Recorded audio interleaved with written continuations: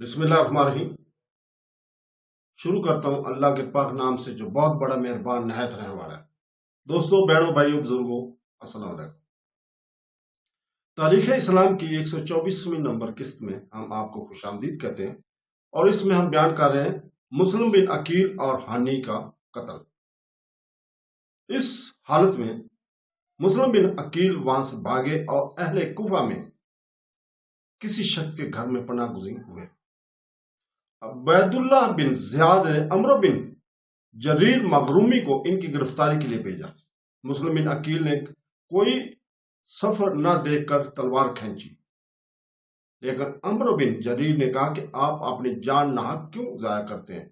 آپ اپنے آپ کو میرے سپرد کر دیں، میں اپنی ذمہ داری پر آپ کو امیر عبداللہ بن زیاد کے پاس لے چلتا ہوں اور وعدہ کرتا ہوں کہ اس سے آپ کی جان بخشی کروا دوں گا۔ مسلم بن عقیل نے تلوار ہاتھ سے رکھ کر اپنا ہاتھ اس کے ہاتھ میں دے دیا۔ وہ مسلم کو عبید اللہ کے پاس لے گیا۔ عبید اللہ نے مسلم کو بھی اسی کمرہ میں قید کر دیا جس میں ہانی بن اربہ پہلے سے قید تھے۔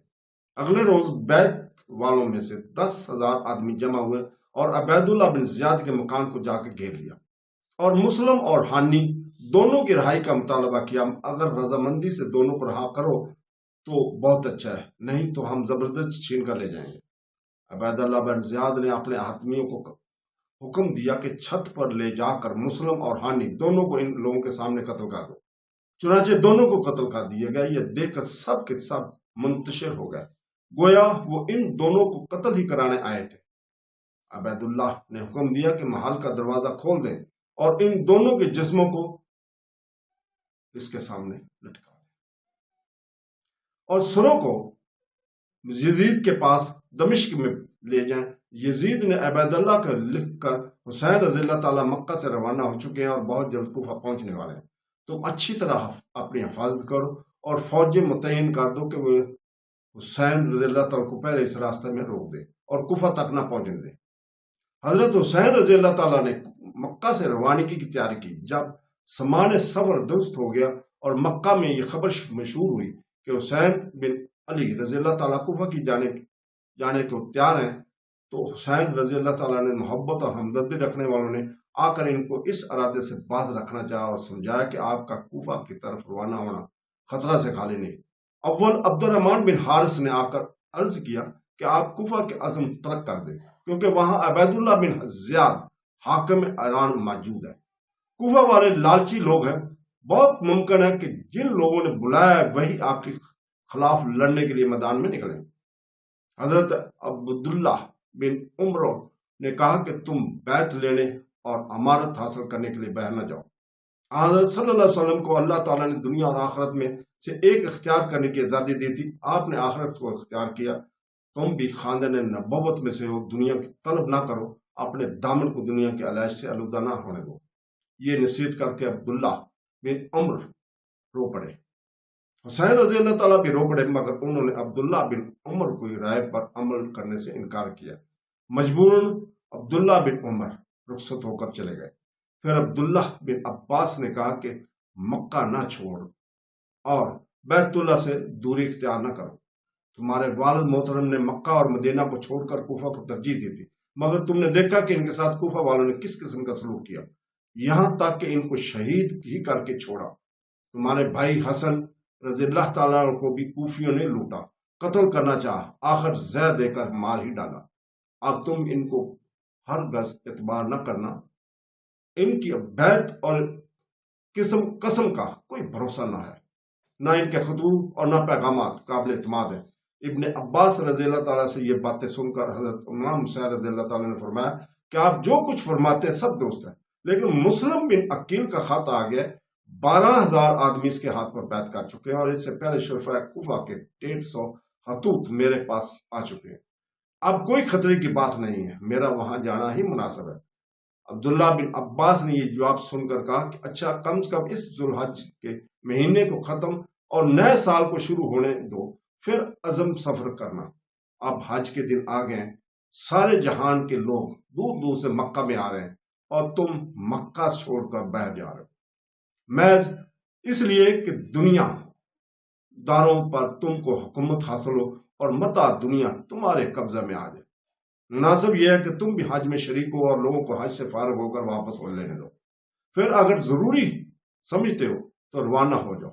حضرت حسین رضی اللہ تعالیٰ نے کہا کہ یہ معاملہ ایسا ہے کہ اب میں تاخیر نہیں کر سکتا، مجھ کو فوراً روانہ ہو ہی جانا چاہیے۔ حضرت عبداللہ بن عباس نے کہا کہ اچھا، اگر تم میرا کہنا نہیں مانتے ہو تو کم سے کم عورتوں اور بچوں کو تو ساتھ نہ لے جاؤ، کیونکہ کوفہ والوں کا کوئی اعتبار نہیں ہے۔ 12,000 شخص جبکہ تمہاری خلافت کے لیے بیعت کر ہو چکے ہیں، تو ان کا فرض تھا کہ وہ اول یزید کے عامل کوفہ سے نکال دیتے، خزانہ پر قبضہ کرتے اور پھر آپ کو بلاتے ہیں۔ لیکن موجودہ صورتحال میں تو یہ معلوم ہوتا ہے کہ یزید کے عامل یعنی کوفہ کے حاکم کے خلاف وہ کچھ نہیں کر سکتے، جبکہ ان کے پاس خزانہ بھی نہیں ہے اور عامل کو نکال دینے کی جرت بھی نہیں ہے۔ تو یقیناً کوفہ کا عامل ان کو خوف دلا کر اور لالچ دے کر اپنے حسب منشا جب چاہے گا استعمال کر سکے گا، اور ہو سکتا ہے کہ یہی لوگ جو آپ کو بلا رہے ہیں آپ سے لڑنے کے لیے یزید کی طرف سے میدان میں آئیں۔ ان حالات پر غور کرنے سے آپ کی جان کو خطرہ نظر آتا ہے۔ اگر عورتیں اور بچے بھی آپ کے سامنے ہوئے تو جس طرح عثمان غنی اپنے اہل و عیال کے روبرو قتل کیے، اسی طرح آپ کے اہل و عیال کو بھی آپ کا قتل ہونا دیکھنا پڑے گا، اور دشمن کے ہاتھ میں گرفتار ہو کر لونڈی غلام بننے کا اندیشہ رہے گا۔ جب حسین رضی اللہ تعالیٰ نے عبداللہ بن عباس کی اس بات کو بھی نہ مانا، انہوں نے کہا کہ اگر امارت اور خلافت کا ایسا ہی شوق ہے تو آپ اپنے اول یمن کے ملک میں جائیے، وہاں آپ کے بہت سے ہمدرد بھی موجود ہیں، وہاں پہاڑی سلسلہ بھی حفاظت کے لیے موجود، حفاظت کام کر سکتا ہے۔ حجاز کی حکومت بھی اگر آپ چاہیں تو بڑی آسانی سے آپ کو مل سکتی ہے۔ آخر عبداللہ بن عباس مجبور ہو کر رہ گیا اور حضرت امام حسین رضی اللہ تعالیٰ نے ان کی کسی مشورہ کو نہ مانا۔ اس کے بعد حضرت عبداللہ بن زبیر آیا اور انہوں نے حسین رضی اللہ تعالیٰ سے کہا کہ آپ ہرگز کوفہ کا عزم نہ فرمائیں۔ آپ کی روانگی کے عزم کا حال جب سے مکہ میں مشہور ہوا ہے، میں بعض شخصوں سے یہ سن رہا ہوں کہ عبداللہ بن زبیر اب حسین بن علی رضی اللہ تعالیٰ کے چلے جانے سے بہت خوش ہوگا، کیونکہ مکہ میں اس کا کوئی رقیب باقی نہ رہے گا۔ لہٰذا میں ان بدگمان لوگوں کو جھوٹا ثابت کرنے کے لیے آپ سے نہایت خلوص کے ساتھ عرض کرتا ہوں کہ آپ مکہ کی حکومت قبول فرمائیں اور اپنا ہاتھ بڑھائیں، تاکہ میں آپ کے ہاتھ پر بیعت کروں اور آپ کے حکم کی تعمیل میں شمشیر زنی کے لیے میدان میں نکلوں۔ حسین رضی اللہ تعالیٰ نے کہا کہ میں اب اطلاع دے چکا ہوں، روانگی کا عزم مصمم کر چکا ہوں، کسی طرح رک نہیں سکتا۔ آخر 3 ذوالحج سن 60 ہجری بروز دوشنبہ حضرت حسین رضی اللہ تعالیٰ سے مما خاندان روانہ ہوئے۔ اسی تاریخ یعنی دوشنبہ بتاریخ 3 ذوالحج کو کوفہ میں مسلم بن عقیل کا شہید کیے گئے۔ حسین رضی اللہ تعالیٰ نے جب مکہ سے روانہ ہوئے گئے تو عمرو بن سعد بن عاص اور بعض دوسرے اہل مکہ نے آ کر ان کو روکنا چاہا اور کہا کہ اگر آپ ویسے نہیں مانتے تو آپ ہم کو زبردستی روکیں گے اور آپ کو مقابلہ کریں گے۔ حسین رضی اللہ تعالیٰ نے کہا کہ جو کچھ تم سے ہو سکے کر گزرو، لڑائی کا ارمان بھی نکالو۔ اور یہ سن کر سب لوگ ان کے سامنے سے ہٹ گئے اور وہ روانہ ہو گئے۔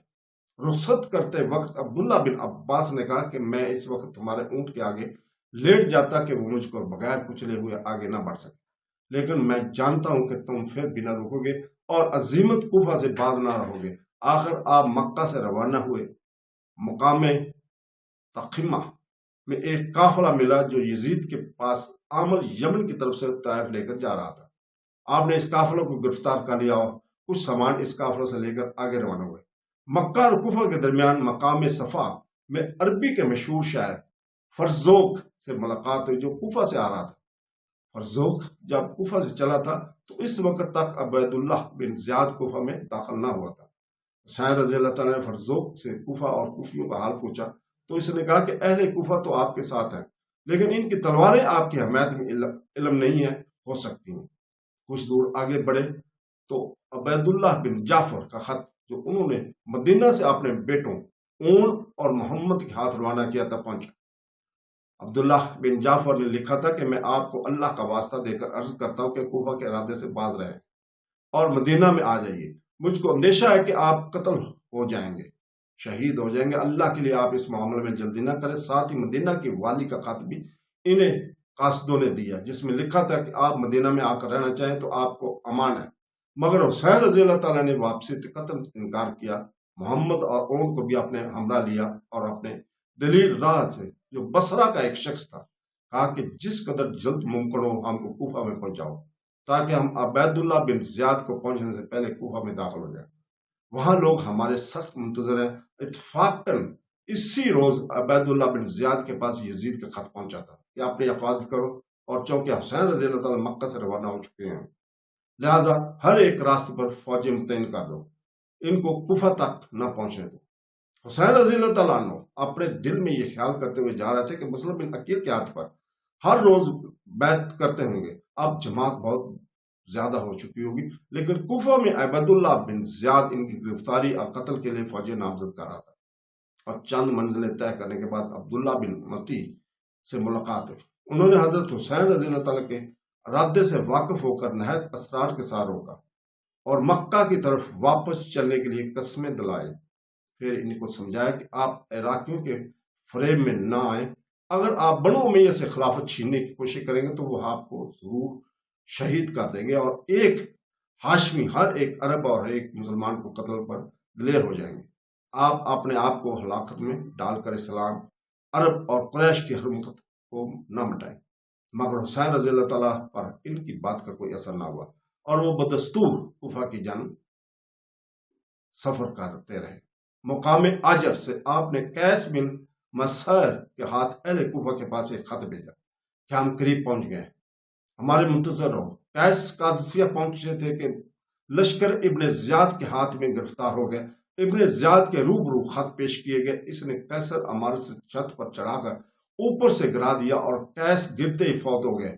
پھر اگلی منزل سے اپنے رضائی بھائی عبداللہ بن کو اسی طرح خط دے کر بھیجا، وہ بھی اسی طرح گرفتار ہو کر اسی قیصر عمارت سے گرا کر قتل کیے گئے۔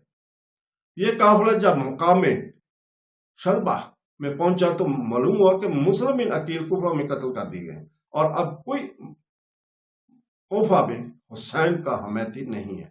اس خبر کے سنتے تمام قافلہ اور مایوسی چھا گئی اور واپسی کا ارادہ ہوا، کیونکہ کوفہ کی جانب جانے میں قوی استعمال تھا کہ جو سلوک مسلم کے ساتھ ہوا ہے وہی اس قافلہ کے ساتھ ہو گیا۔ یہ سن کر مسلم بن عقیل کے بیٹوں نے کہا کہ ہم کو ہرگز واپس نہیں ہونا چاہیے، ہم تو مسلم کا قصاص لیں گے ورنہ انہی کی طرح جان دیں گے۔ دوسرے یہ کہ حسین رضی اللہ تعالیٰ عنہ مسلم بن عقیل کی طرح نہیں ہے، ان کو جب کوفہ والے دیکھیں گے تو ضرور ان کی شریک حال ہو جائیں گے اور ابن زیاد کو گرفتار کر لیں گے۔